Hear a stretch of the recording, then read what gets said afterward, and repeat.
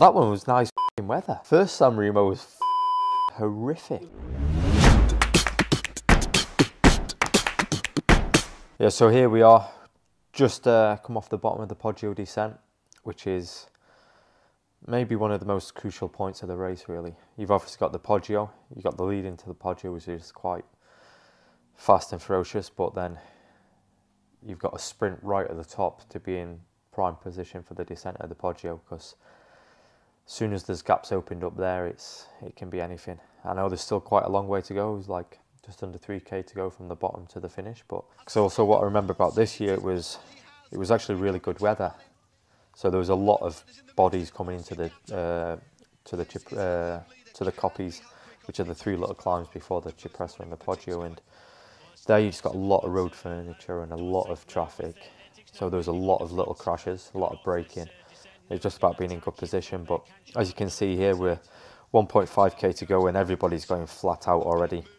You've got a couple of key corners coming up, but everybody's looking really, because you maybe got one teammate with you, that's it. But if you use them now, then you've used them already. And I think when you're looking and you can see someone like Cancellara that's attacked, you know that he's a massively powerful person. You can't let him go anywhere. So what you can actually see is that Trentin's brought him back because he knows that he's got Giveria there, who's one of the fastest sprinters. But as soon as he's come back, Eddie Vilbosen-Argon's seen his opportunity and gone. And I don't know who, I think that's Greg Gimara that's followed him, not quite sure, but you're trying to look at everything. It's 1k to go here. And for me, I've just picked one person. You know, you've got to try and be in the best position, but you've got to pick one person to try and use them. And for me, I could see that Demar was on his own, so I knew that he'd have to be a bit of a freelance like I was. So use him, try and let him do all the work that I do, and then, because I know that he's going to put himself in the best position. Pretty much from that last corner, you've got the left and the right. It's what's actually dodgy about that is it's all off camber, slightly downhill, and you're looking, everybody's everywhere.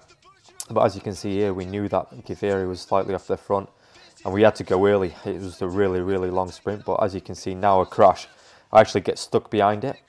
You've done 6 hours, 55 minutes of racing, and you've got to react pretty quick. And that little moment, just slightly wrong gear, because you're just getting ready to start your sprint, and then someone falls in front of you. It did give me a little bit of chance to have a drive up, but by the time that I tried to make up ground on Demar, it was a little bit too late.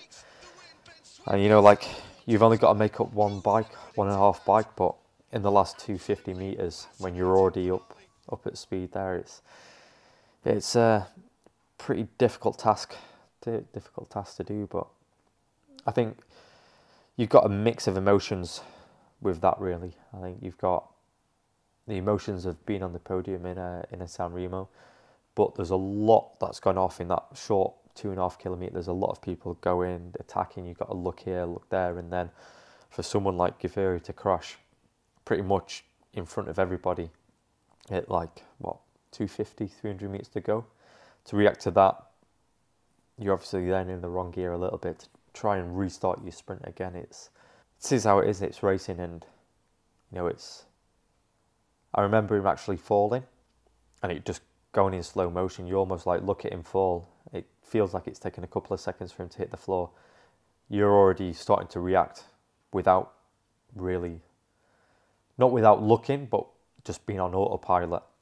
And you can feel everybody sort of like coming around you and stuff like that. But it's very much on instinct at that sort of part of the race. And then once you're in there, slightly uphill sprint. Luckily, it wasn't really a headwind that year, which was, maybe it had actually been better if it was a headwind, because Demar had to go quite early and could have run at him a little bit better there. But oh well, there we are.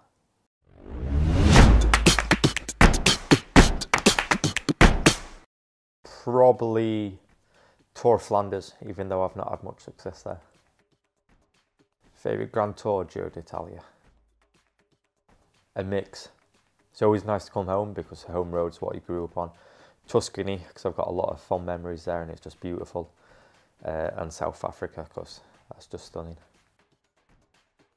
Pro or not? Oh, gee, I don't know.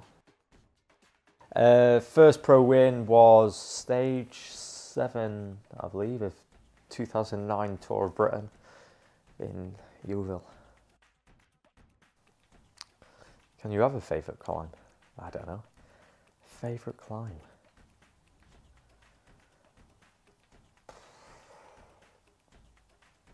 I'll come back to it. I'm not sure about if it's my favourite, but from when I was in Tuscany, there was one called Lamperecchio, and it was a perfect mix between speed and technical at the top. Probably not my favourite, but it's one that definitely stands out. I don't know. I guess most of the peloton. I'm not a prolific winner, so most of them. It's quite a difficult one actually. I fluctuated between quite a few. I think growing up, and once you appreciate different things and stuff like that, but I think someone that really stands out because he's got a lot of results that I'd love to have, and we're similar riders to a certain extent, it'd be Oscar Ferrer.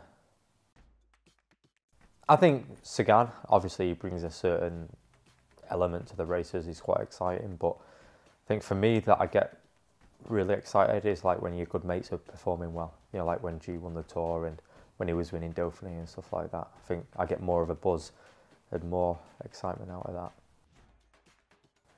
Not necessarily wins, because winning is part of the job, but I think arriving in Paris, my first Tour de France, that's obviously a childhood dream. It's what you grew up imagining the Tour de France, so I think arriving in Paris and being in the breakaway that day. That's a long list. That is a long, long list. I think one of the biggest ones, I've had a lot of big ones, but one of the biggest ones that kinda stands out is Pritchard d'Italia 2012. We're doing Team Time Trial Recon. Slight crosswinds on a left-hand corner curve. Obviously you're fanned out a little bit to get maximum shelter, so you can't quite see what's fully coming, especially when you're doing race pace effort like 60-65k an hour. I hit like, I don't know if it was a stone or a hole in the road, and yeah, that didn't end very nice. Worlds 2019 Yorkshire.